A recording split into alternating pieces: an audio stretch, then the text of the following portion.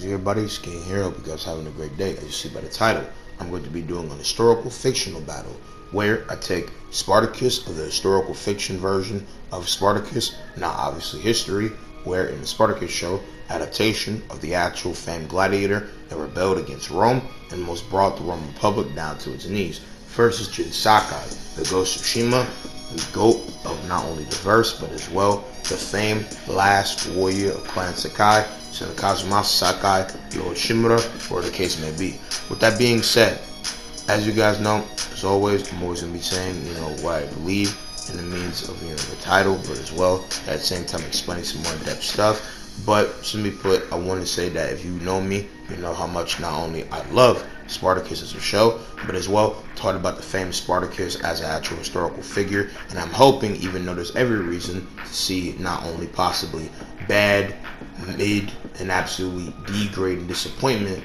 that Spartacus House of Usher will most likely be, as that show doesn't have any reason to exist. But like a lot of different shows, movies, adaptations, or even just general sequels, a lot of them are just made for money. Hopefully Spartacus being brought back might reopen some new doors for interest, but I'm gonna be honest, Spartacus is timeless as a show that it is. And again, I'm just talking about Spartacus of the show from not only 2010 to 2013.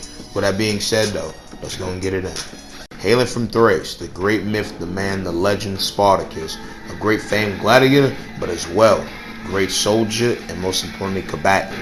At first, was a part of the Thracian infantry, and most importantly was defending his people and his home, and was aligned with Rome under the praetor of Cletus Glaber, who were both aligned together about the means to not only slay the case of these different barbaric hordes that were coming down upon their people, but as well to defeat different opposition by the word of Cletus Glaber. But Cletus Glaber broke the deal that pretty much had them aligned in the first place and wanted to make them march to a different place to fight off the back of their means, and as well disperse from the entire purpose at hand that they were even fighting for, and leaving their people open for the taking. Spartacus, being the rebel, most importantly being the goat that he is, said fuck that shit and decided in every case of the way that he was going to stand his own and stand his ground for his people. And then from a fight commencing, most different case of shit, him because of the threat of betraying Rome, but in this case betraying Cletus Glaber, his wife was taken in and took into slavery, violated of the most horrid regard, and he was sent off to Capua, a city obviously of Rome, and was put into a gladiator school under the great Dominus known as Betiatus. He was then trained in all different from an art of being a gladiator, put for the ringer shit, and most importantly, divinely, profoundly, sterilely acted by the great Andy Whitefield, rest in peace to the GOAT. Later on, the legacy would be upheld by another famed man known as Liam McCreary, right, who is a base, possible person I feel like to go ahead and not only be recasted for Spartacus and to rep the character to the most defined degree that you could. With that being said though, this man Spartacus, right, would, from multiple forms, be a skilled practitioner and most importantly combatant, not only with a spear and throwing, but as well double-bladed sword and shield. He is very adaptable, very efficient, is very good hand-to-hand combatant, not the most, sufficient, very seasoned, skilled, especially because someone like Gannicus in comparison has showcased way better accolade for actual martial arts skill and capabilities, but Spartacus has showed that not only he could keep up with him in actual, hand-to-hand or even just, sword clacking, skill of that regard, but if he actually had to go and throw down, he would be strong with his hands, but as well strong in different wrestling and grappling, and different mix of most likely Thracian training, but as well gladiator training under the great Automaeus, right, aka, the trainer slash coach of gladiators. Spartacus, right, in the case of his entire journey, would not only slay countless different great foes and scale to great foes, like Crixus, the ex-champion of Capua, one of the most skilled gladiators of the time, right, and as well, because of the fact of scale to him, scale to a passive, very suppressed, Gannicus, who be mentally afflicted or not, and as well, with the help of Crixus and a bunch of different contexts, but it's multiple times over, the odds of this man, Theocules, with the case of him surpassing all of the case of odds, being dual-wielded and perfecting against multiple different people. He unfortunately killed his own best friend, but showcased that he was greater skilled than him, and multiple times over has slayed countless foes that you can't even count within the arena and beyond. He wanted vengeance not only against Glaber, reasonably so, and hatred because of the fact that Glaber put his wife into slavery and fucked him over, and Glaber, by all reasonable record, is a piece of shit dog that would do anything to seize opportunity and power, an absolute monster.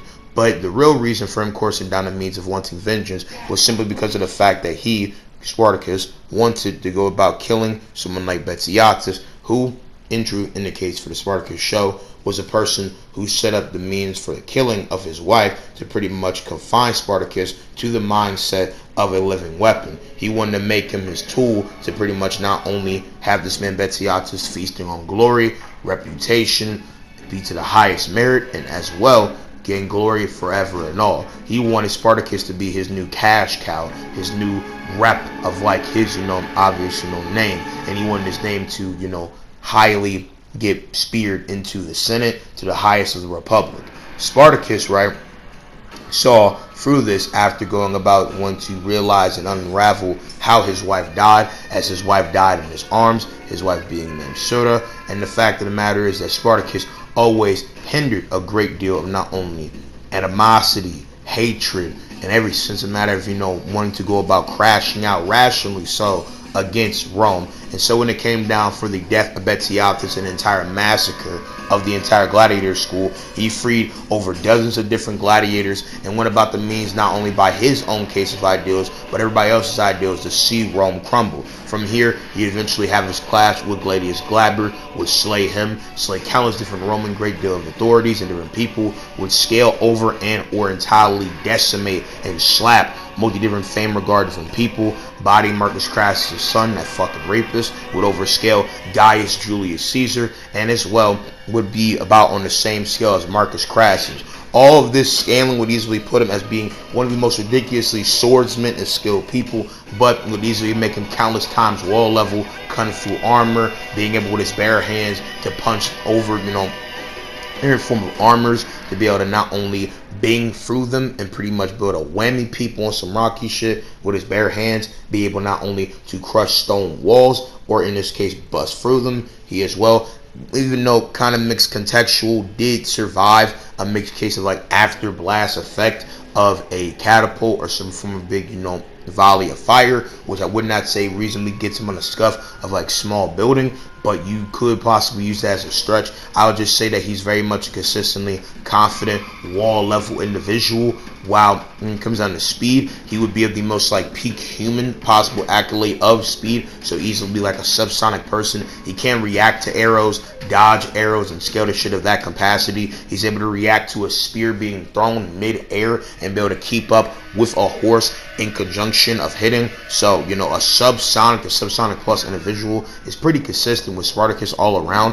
When it comes down to greater, feats and accolades and, his equipment, like I said, is just a double-sworded, right? Master in swordsmanship of multi-different regard with the gladiator sufficient training, the Roman mixed techniques of this, but as well any Thracian combat training you want. He will have a shield in this case on his back, and as well have a spear on hand to possibly be used for obviously, far range and shit like that. But to be honest, that spear would not really be helpful, but he is a good aim and shot. He's a very, not only military genius, is very tactically efficient, was one of the first showcases of guerrilla warfare, was very adaptable, was unorthodox, very killer, very, suffice to say, profound, was a built different person, and a rebel like never seen before. He rebelled in the means of the slaughter of Romans and would see the end of Rome fully come regardless of the case. He was a built different leader and one heroic but as well dangerous nightmare to any form of not only legion, any form of phalanx, any form of different commissions of different people coming after him. And no matter the odds, no matter the scene, he would splatter multiple different case of odds against him, and he would see them crumble before him. As the mighty Spartacus, bringer of rain, said, "There is no greater glory than to die a free man." Goats. Besides that, let's go and talk about this man Jin Sakai. You must be thirsty.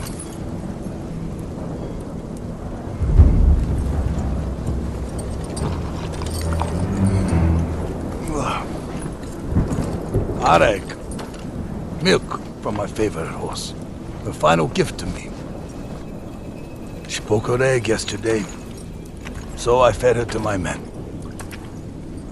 We do what we must, Lord Sakai. That is why you and I are both survivors. I am samurai. No, you are more than that.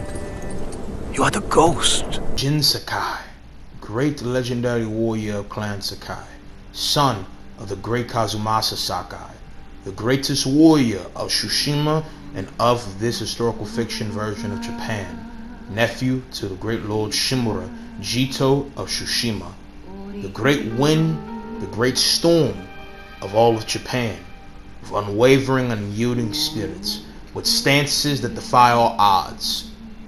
One of my most famed, loved, and most importantly talked about characters of all of fiction. I reference him, I idolize and I respect this man, Jin Sakai. I love the voice actor, stellar character, stellar case of writing, peak storytelling. We were robbed of Game of the Year, ladies and gentlemen, for 2020. But at the end of the day, it doesn't change the fact that Ghost of Tsushima is one of the greatest games of all time.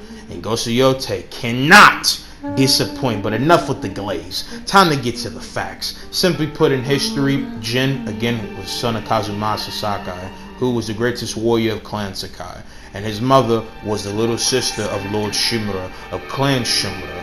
Through the case of not only the great partnership and great case of alliance that was made during the case of the Civil War against Clan Yarikawa and Lord Yarikawa, came Kazumasa Sakai to fall in love with the case of Oshiaka, I'm pretty sure Shimura, aka Jin's mama. And from there, they went about having, obviously, Jin. But a bunch of different unfortunate things would strike out, as Jin's mom would become sick and would die from illness, and then on a means to divert his pain and agony and loss and crave for bloodlust and being a warrior that would do anything for the best means of Japan, was assigned by not only this man Lord Shimura, but as well mixed with the Shogun on the great raiders of Iki Island that are causing different form of disturbances and bad for the case of traveling people, merchants, all that, right? And Kazumasa was sent out to pretty much imperialize and entirely rid the entire form of not only force and presence of the raiders on Iki Island. But that would backfire. Even though Kazumasa laid a great deal of nothing but devastation and stamped his foot heavily upon the people of Clan Iki, or the raiders of Iki, and pretty much stormed their ass, as Clan Sakai is prone to do, this dude would go about, unfortunately, in the case of a bunch of different maroon plan, akin to the case of Ezio's family dying, but in a different form. As simply put, Kazumasa Sakai would die in the midst of trying to protect his only son, as this man Jin was literally only 11, 12 years old when he went out here, and having to try to protect them, and a bunch of different run of shit happening involving the case of a valley, plan of attack and ambush, and Kazumasa's horse dying, which had a heavenly great armor, right? This man, Jin, would see his father slain by later mixed friend to comrade Tenzo, one of the greatest warriors of, Clan Iki, where Kazumasa Sakai would be slayed after twisting his ankle, I think. With that being said, though, right, Jin would be obviously taken from that island with the help of Great Lord Adachi. A great burial scene would happen, beautiful with all different type of telling. And from this, and, being pretty much orphaned, being the surrogate last of the clan, and not having anything to better, be upholded for him, it seemed like, in legacy, he would be taken in by obviously his uncle, his last family, and would be not only trained from very young age to be the best samurai he could be, to be the greatest samurai of Clan Sakai, to be more fierce than his father, efficient, deadly, and precise. He was trained in all different arts involving the samurai code, with all different type of stances representing this, from stone stance, wind stance, water stance, and moon stance. It was a mix up of different correspondence in martial arts, and a great flurry of different swordsmanship school of different Akitoloma, a Shintoki, a Kaizu, and multiple essence of different sway, split and edge form of slicing that allows him not only to be in moving tandem with his sword. With that being said, Jin easily, because of the case of obviously having this sword, the different skills of that equivalent, will go about the means of not only dominating multiple different array of different foes in ways to where he could break defense, split through people in ways I've never seen before, and has cunning and efficiency and dynamicness akin to an anime character. making him undeniably a goated level person. But in mixed martial arts, just going off of what the general curriculum of hypothetical general bare minimum martial arts for Jin, he would be possibly a presumable master, or at least knower, of Aikido, Judo, Kendo, Lado, Karate, Kenjutsu, Sojunjutsu, Kyakujutsu, and Jujutsu. Now granted, how strong this is in natural demonstration is not entirely said. He's never explicitly said to be a master or knower of any form of greater martial arts, but you have to understand that this is this possibility for what he could, possibly know. So this is food for thought. But regardless of that, even without knowing a bunch of martial arts or not, he's very skilled and very dynamic, as always said before. And I talked about him in the case of power scaling, accolades, and demonstrating in comparison to other high people like Khotun Khan, the cousin of Kublai, grandson of Genghis, the great Mongol leader on an expedition to conquer all of Tsushima, as well Ashiko Khotun, aka the Eagle, leader of the pretty much Plan B for the conquerorship of Japan for her poison on Iki Island. And pretty much Jin easily, demonstrated in the main game and everything that possibly took him from him in all legends, is single-handedly the greatest foe to arguably ever be seen by the Mongol Empire, and as well, the strongest warrior of all of Japan. He solos his entire verse 20 times over. It doesn't matter if he gets inflicted with poison. It doesn't matter if he is lost and filled with so much case of mental trauma and great deal of regret. He is single-handedly an unstoppable force that has no equal. The greatest swordsman on the island, said by his ex-friend Ryuzo, and someone like Khotun Khan says that he is a threat that has no limits. Unparalleled in skill, and easily is not even a man. The Ghost Tsushima defeated countless legends, countless warriors of high regard. A man that knows techniques like no other, knows the technique of Higanori's strike, where he strikes with so much great lethal precision that the lightning of the sky comes upon his enemies. He knows the spirit of Yarikawa, blitz and edge, clean sage, undeniably a built different foe. He is one skilled bastard. The ghost stance allows him to put the fear of literal God into any man or woman that he faces. He puts the fear of Kami into them and is able to basically tap into unparalleled spirit that will run through every person that comes in his way. Jin is one built different skilled individual. But what would this actually give him, like AP and all this other shit? Well, obviously at base stand this would be easily wall level stuff, but because of the greater case of obviously scaling and things that be shown, he'd obviously be higher. As you see, him being able to take any form of greater blast of bombs, different form of kind of mixed bag. You have fireworks and as well flashbangs that produce a great cussive distorts and blasts and different shit along those lines. Him obviously throwing bombs to other people, them getting hurt or not, and then being able to somewhat have a form of contingent fight against them will give him greater severity upon those lines. And as well, the fact that again, taking different record of fireworks, Holsha, blitz arrows, taking a form of almost like akin old school shotgun of the 13th century by Mongolian, getting blunderbussed by them, and different explosions upon that, falls, heights, and surviving what different Mongolian ships could not, and different desecration and taking fire from barrels, getting lit on fire to a great degree. Goes from different components of high wall level to reasonably low small building level to, if you reasonably perceive consistently, that Jin is on a higher grandstand level of pit for pit, bang for bang altitude of different heights of these different blows and different encounters.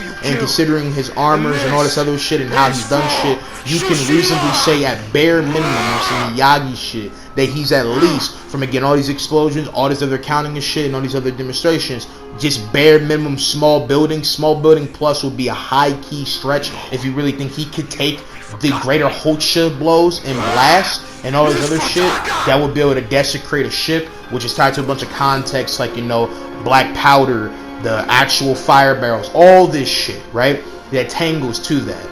With that being said, though, when it comes down to speed, he would scale easily and be able to outdo arrows. He has speed shown to be faster than the eye can see. He is way more hyper faster than any person could even comprehend, and is beyond their comprehension in so many cases of ways. And just the fact that Jin is able to easily, swiftly outdo different people with these different accolades. He's able to match arrows and actual speed, will make him easily, again, subsonic to subsonic plus very casually, right? But then his arguable stretching speed would possibly mix argument, depending on how you perceive with the lightning. You could stretch and more or less attack if he would get this attack off, or some form of movement and actual cutting that magically, in from kind of fate sense, would be able to bend lightning to strike upon a foe, with an argument of, again, what the actual technique delivers, and accounting for as well the charms that are arguably independent, already natural gifts.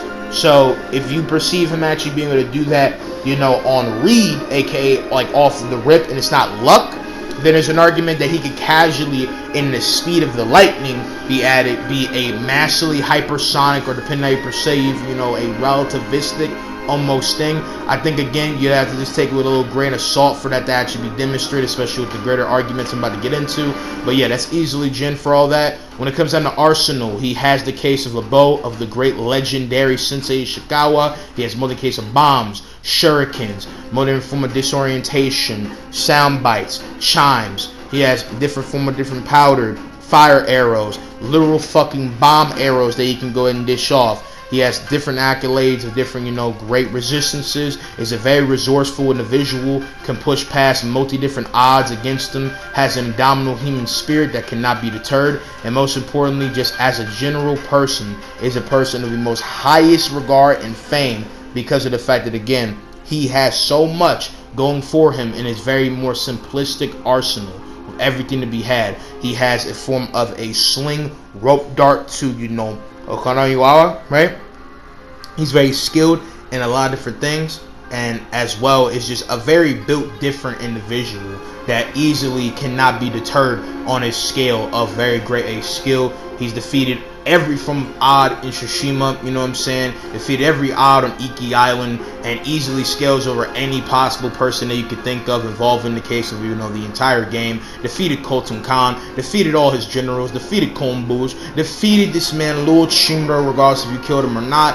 And it's just ridiculous. Jin is a built different individual. It isn't obvious this man Jin slaughters. There's no possible fight here. Simply put, not only does this man speed blitz, but he as well just vastly outdoes him by every record, not only power scaling, resume, discography, feats, accolades, everything. It's just not even funny. It's not even the same. This man Jin pops into the mix of different, just way too radically historically fiction and fantasy, while Spartacus, even if being deliberately peak human, is just that. He's a lot more strongly, much of like a grounded regard, unlike Jin, that is just entirely a built different regard of Vato, bro. It's not even funny. With that being said, though, it's like, simply put, bro, no matter if you equal the stats, Jin is just so beyond his comprehension that should even be a fight. And to be honest, if some of the cases of people that, you know, just top into, you know, my content in random form, you know, I have checked my analytics, and, you know, most people that watch my content are more subscribed than unsubscribed. But, you know, if you're new here, you know, obviously I would appreciate you subscribe. But like, the truth is, like, I don't make these videos in intention just to go and put down a person. Obviously, I knew that Jin would win, and I already had that figured out way before this, because, again, in case it's been obvious, my part of Jin, right, was taken from my shameless plug. Why Ezio versus Jin is debatable, but the facts of the matter is that, simply put, if you did have it actually be equal, there could be maybe an argument in a duel scenario. It could maybe be an interesting fight, and even combo, and realistically they speak entirely different languages, like with Ezio, who speaks Italian, and obviously Spartacus, who realistically, you know, speak Latin or something. But like, the fact of the matter is that, again, I made this video more just like a not only representation of Spartacus, but it was something I had in mind. Boredom, creativity, grind. You know, niggas gotta try to push to get that paper, I guess, and that's really it. You know, I didn't make this video just off of, like, you know, means. It's just like, it's the facts. Like, obviously, he wouldn't beat him, but some people might think it's an interesting fight. So I'm hoping I made it more than clear by everything there and just everything shown on screen that he would, suffice to say, beat him. So yeah, simple as that. I hope you guys have enjoyed. As always, if you're new here, please leave a like, share, subscribe, comment, whatever the case may be. Hit the bell icon so you're notified every time I make a video. I appreciate y'all. Love you. I'm gonna see you guys in the next one. Peace out, on me. Love y'all. Nope.